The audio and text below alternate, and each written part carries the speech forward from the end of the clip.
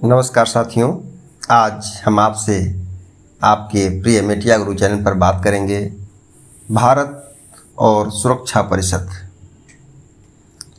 क्योंकि जब भी सितंबर के महीने में बैठक होती है संयुक्त राष्ट्र संघ की, तो उसकी अस्थायी सदस्यता की बात चलती है।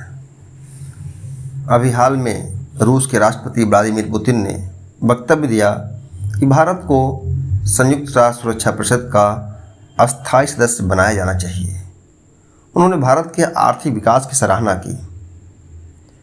सुरक्षा परिषद का अस्थायी सदस्य भारत को क्यों होना चाहिए, हम जान लें। सुरक्षा परिषद की संरचना क्या होती है। सुरक्षा परिषद संयुक्त राष्ट्र संघ का एक प्रमुख अंग है। उसके 6 अंगों में सुरक्षा परिषद को महासभा की कार्यकारिणी के रूप में जाना जाता है, जिसमें 10 अस्थायी और 5 अस्थायी सदस्य होते हैं। अस्थायी सदस्य हैं अमेरिका, रूस, ब्रिटेन, फ्रांस तथा साम्यवादी चीन सुरक्षा परिषद के अस्थायी सदस्य हैं। शेष 10 सदस्य अस्थायी होते हैं, जो 2 वर्ष के लिए महासभा द्वारा चुने जाते हैं। उनका चुनाव भौगोलिक आधार पर होता है।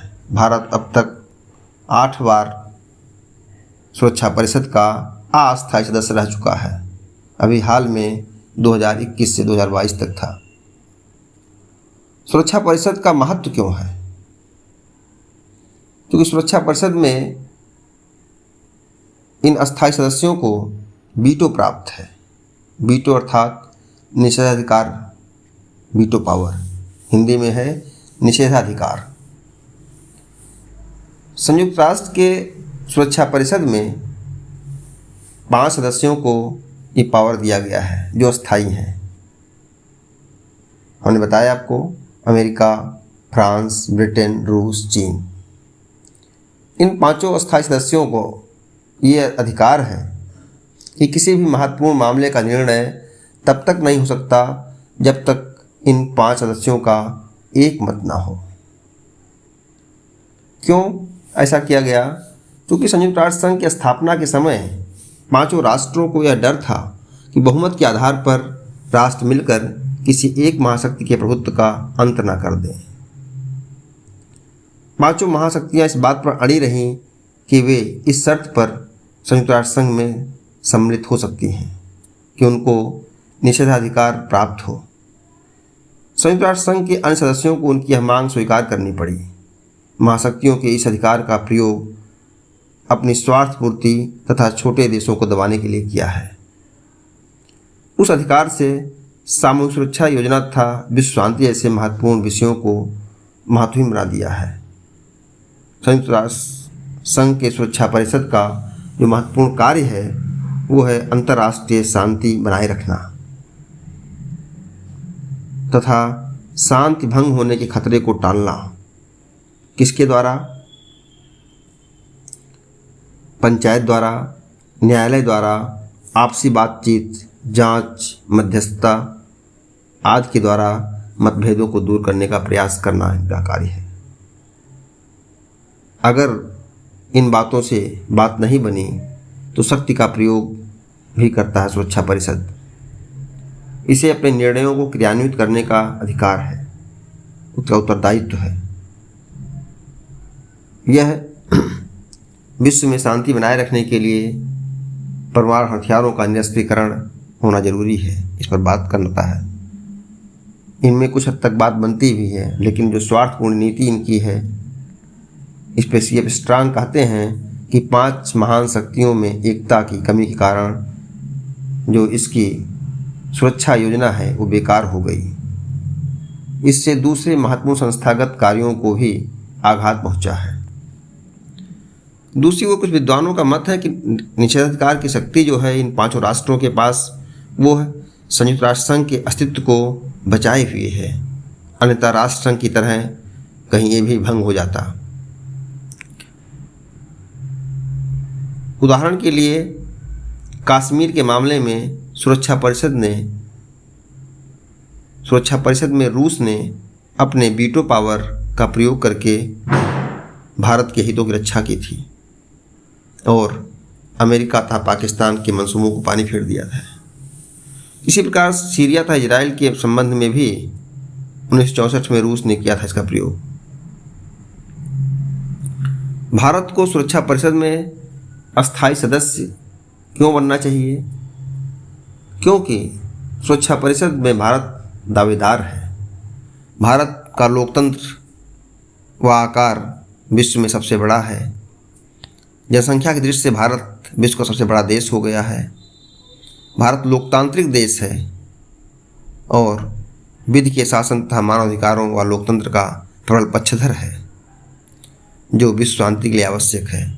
भारत की आर्थिक और तकनीकी प्रगति उल्लेखनीय है। भारत विश्व की सबसे बड़ी 5वीं अर्थव्यवस्था है। 2030 तक ये तीसरी बड़ी अर्थव्यवस्था हो जाएगी। भारत एक सॉफ्ट पावर अर्थात मृदुल शक्ति का देश है। इसका तात्पर्य है कि भारत अपने मूल्यों, विचारों तथा संस्कृति से दूसरे देशों को प्रभावित करने की क्षमता रखता है। भारत संयुक्त राष्ट्र संघ के सिद्धांतों में विश्वास करता है और विश्व शांति में भारत का योगदान उल्लेखनीय है। 1953 में कोरिया युद्ध के समय भारत ने महत्वपूर्ण भूमिका निभाई। बहुत सारे मुद्दों पर भारत ने कोरिया युद्ध, 50 से 53, हिंद चीन समस्या आदि समाधान का मार्ग प्रशस्त किया। उसने मध्यस्थता भी कार्य भी किया। उसने विश्व मामलों में भारत की भूमिका उल्लेखनीय रही है। सुरक्षा परिषद में सुधार की जो बात आती है, उठती है, ये सबसे पहले मामला 1992 में आया और 1992 में भारत ने अपनी सदस्यता के लिए इसे ढंग से उठाया भी। इस संबंध में 1996 में महासभा ने एक रिपोर्ट प्रस्तुत की थी। इसी तरह संयुक्त राष्ट्र संघ के महासचिव बुतरस घाली ने 2005 में इन लार्जर फ्रीडम नाम की एक रिपोर्ट में सुरक्षा परिषद के सदस्यों की संख्या 15 से बढ़ाकर 24 की जाने का प्रस्ताव किया था, लेकिन इस प्रस्ताव पर आम सहमति नहीं बन पाई। और आप जानते हैं कि सुरक्षा परिषद सदस्यों का यही एक मत होना, आम सहमति होना एक तक काम करता है और एक मत न होना उनका वीटो पावर है। तो कोई भी शक्ति राष्ट्र अपने हितों के अनुकूल, अपने देशों के हितों के अनुकूल, अपने गुटों के अनुकूल कार्य करता है।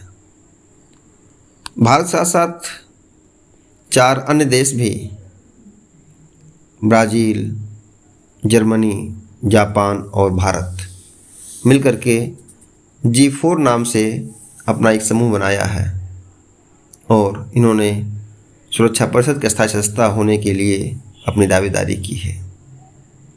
लेकिन काफ़ी क्लब के देश इन चारों देशों का विरोध करते हैं। काफ़ी क्लब में इटली, स्पेन, अर्जेंटीना, कनाडा, दक्षिण कोरिया, मेक्सिको तथा पाकिस्तान शामिल हैं। भारत को इसका लाभ बहुत था अपने हितों के लिए, क्योंकि ये शक्ति का प्रतीकात्मकता है। सुरक्षा परिषद के स्थायी सदस्यता में एक पावरफुल देश का महत्व बताता है। पता चलता किसी देश का अंतर्राष्ट्रीय मामलों में क्या महत्व है, किसी देश को क्या हैसियत प्राप्त है और इस हैसियत का फ़ायदा उसे अपनी विदेश नीति में प्राप्त होता है। भारत भी चाहता है कि वह संयुक्त राष्ट्र संघ की सुरक्षा परिषद में निषेधाधिकार संपन्न अर्थात वीटोधारी सदस्य के रूप में सदस्यता प्राप्त करे, लेकिन इसका विरोध काफ़ी क्लब और चीन जैसे देश करते हैं। इसलिए भारत की सुरक्षा में परिषद में दावेदारी यहीं पर आके टिक जाती है, अर्थात जब तक चीन नहीं चाहेगा तब तक भारत को सदस्यता नहीं मिल पाएगी।